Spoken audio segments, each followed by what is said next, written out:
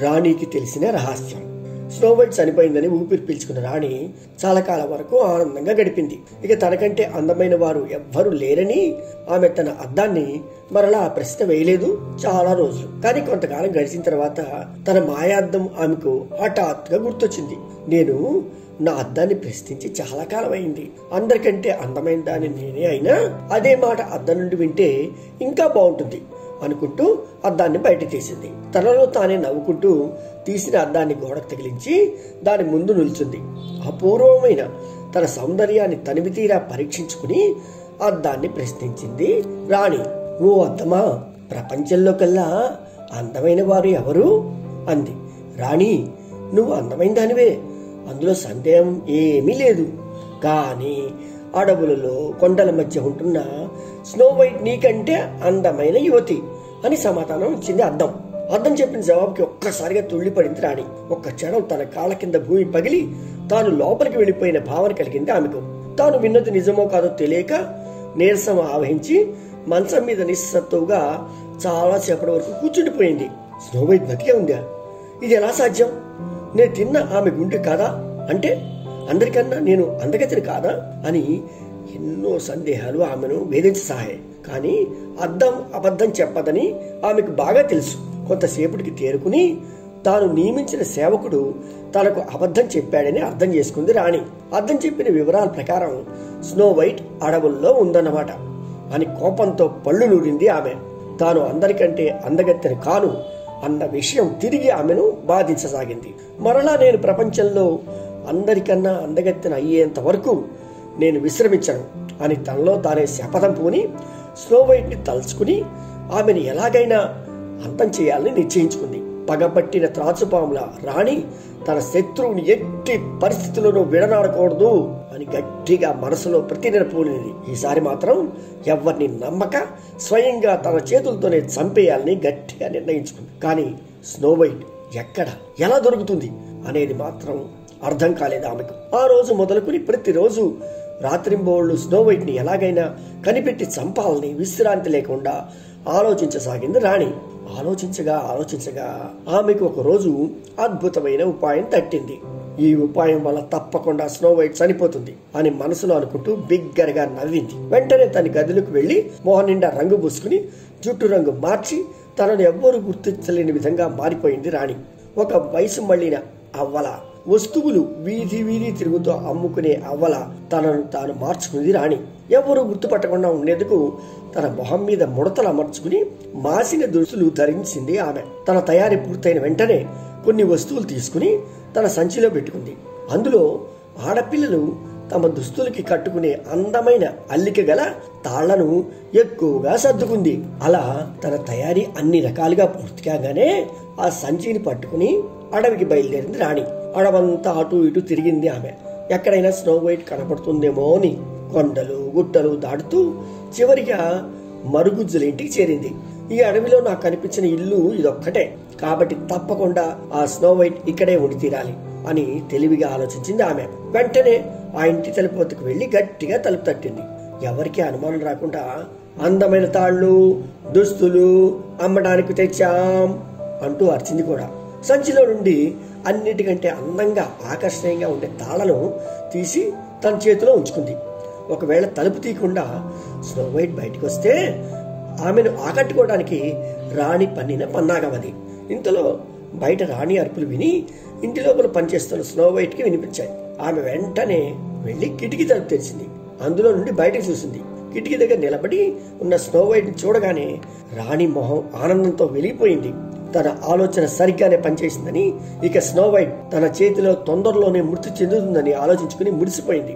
తన మనసులో భావాలు బయటపడనివ్వకుండా మొహం నిండా నవ్వు పులుముకుని, దుస్తులకు కట్టుకునే అందమైన తాళు తెచ్చారమ్మా అని ఇంకా బిగ్గరగా ఉత్సాహంగా అరిచింది. తన మొహాన్ని ఎంత బాగా మార్చుకుందంటే తన సవతి తల్లిని దగ్గర నుండి చూసిన స్నో వైట్ ఆమెను ఏమాత్రం గుర్తుపట్టలేకపోయింది. ఆమెను ఆప్యాయంగా పలకరిస్తూ, అవ్వా, అమ్మకానికి ఏమేమి వస్తువులు తెచ్చావు అని అడిగింది. తన పన్నాగం అమలు కానుందని ఆనందించిన రాణి స్నో వైట్ ని చూస్తూ, చిన్నారి, మంచి మంచి అల్లికతో చేసిన తాళు తెచ్చాను. అవి నీ దుస్తులు కట్టుకుంటే నీ అందం రెట్టింపు అవుతుంది. రంగురంగుల తాళ్ళున్నాయి నా వద్ద. ఒక్కసారి నా చేతిలో ఉన్నవి చూస్తే నేను ఎంత మంచి వస్తువులు తెచ్చానో నీకు తెలుస్తుంది అని తన చేతిలోని వస్తువులను చూపించింది రాణి. అంతటి అందమైన తాళం చూసి తనను తాను మైమరిచిపోయింది స్నోవైట్. అది చూసి ఆమెను ఇంకా ఊరించడానికి, తల్లి, వీటిని నేను సగం ధరకే అమ్ముతున్నాను. నీ వంటి అందమైన తల్లికి ఎంత తక్కువ అమ్మినా నాకు ఆనందమే. నా సంచిలో ఉన్న మిగిలిన వస్తువులు చూడవా అని అడిగింది రాణి. అందరి ఆడపిల్లల్లాగానే స్నోవైట్ కూడా రాణి మాటల వలలో పడిపోయింది. ఎలాగైనా ఒక్క తాడైనా కొనుక్కోవాలని ఆమెకు అనిపించింది. తలుపు గడి తీయటానికి ఒక అడుగు ముందుకు వేయగానే ఆమెకు మరుగుజ్జుల మాటలు గుర్తుకొచ్చాయి. నా మిత్రులు తెలియని వారెవరిని లోపలికి అనుమతించవద్దన్నారు.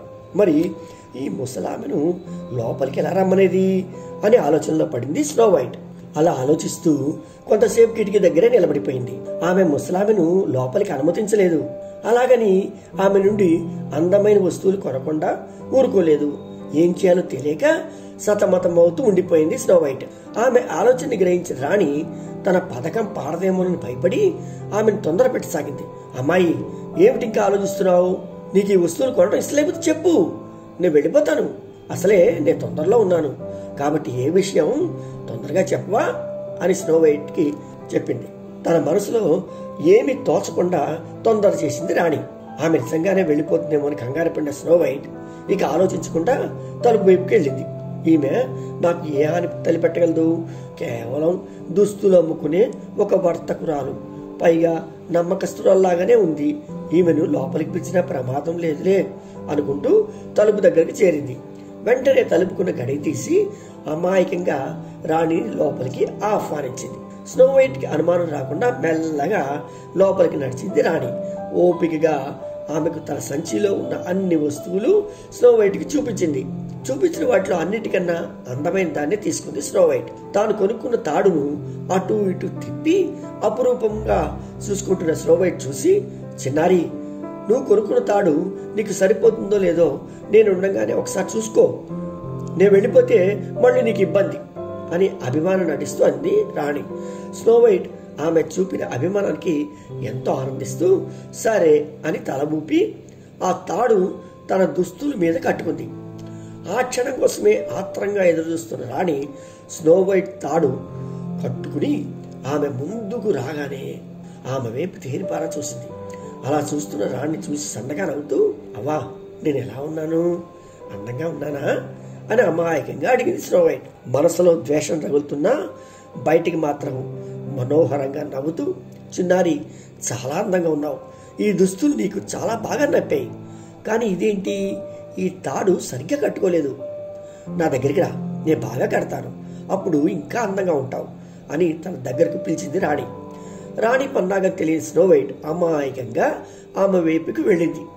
ఆ తాడు రాణి చేతికి అంత దగ్గరగా స్నోవైట్ నిలబడగానే రాణి ఆ తాడుని తన చేతులతో పట్టుకుని ఒక్కసారిగా గట్టిగా బిగించింది.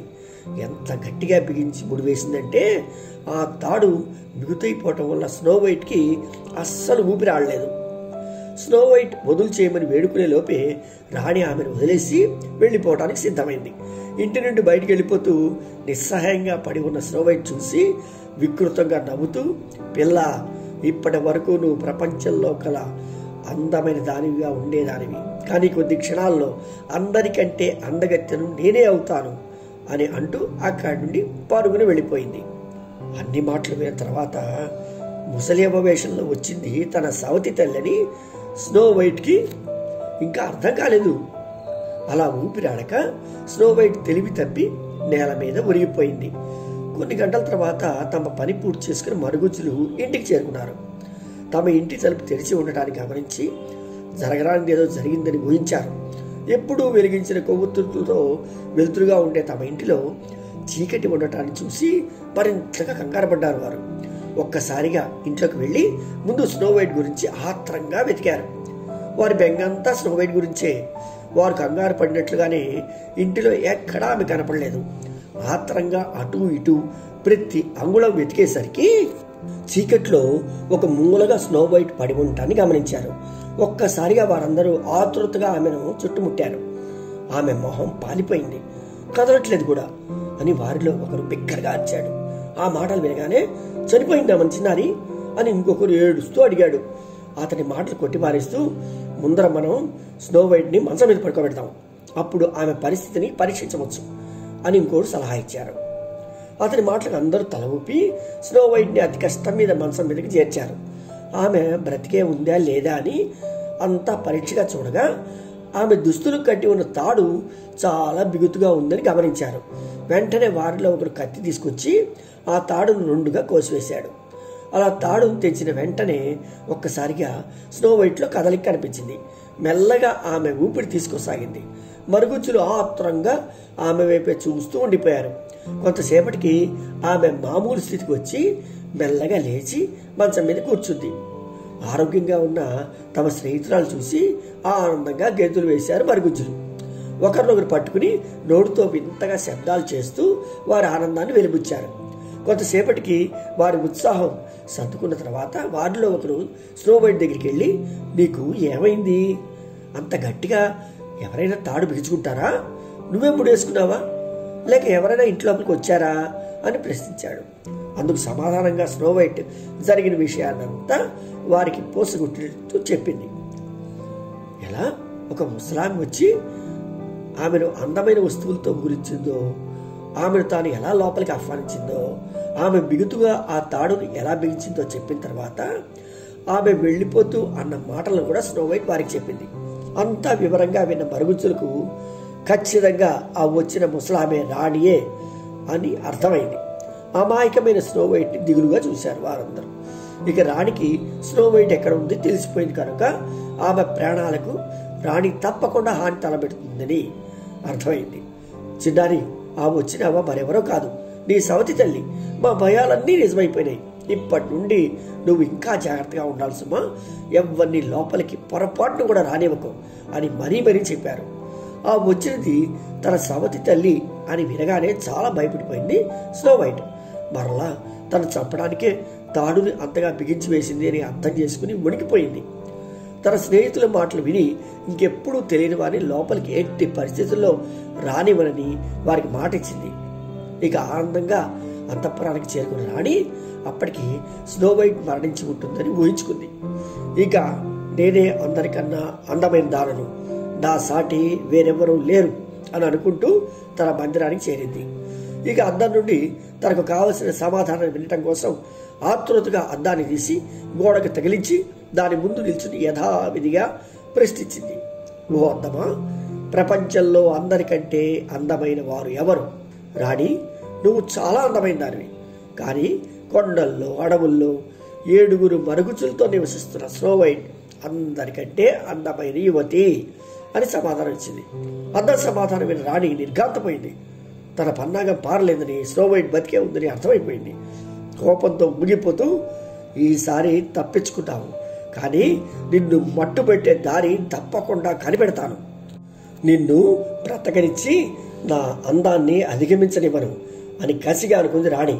అలసటగా కళ్ళు మూసుకుని స్నో వైట్ని చంపే దారి కోసం వెతకసాగింది ఆమె. అలా కొన్ని గంటలు మదనపడిన తర్వాత ఒక అద్భుతమైన ఉపాయం తట్టింది ఆమెకు. వికృతంగా నవ్వుతూ, స్నో వైట్, కొన్ని రోజులాగు, నీ చావుని నాతో పాటు తీసుకొస్తాను.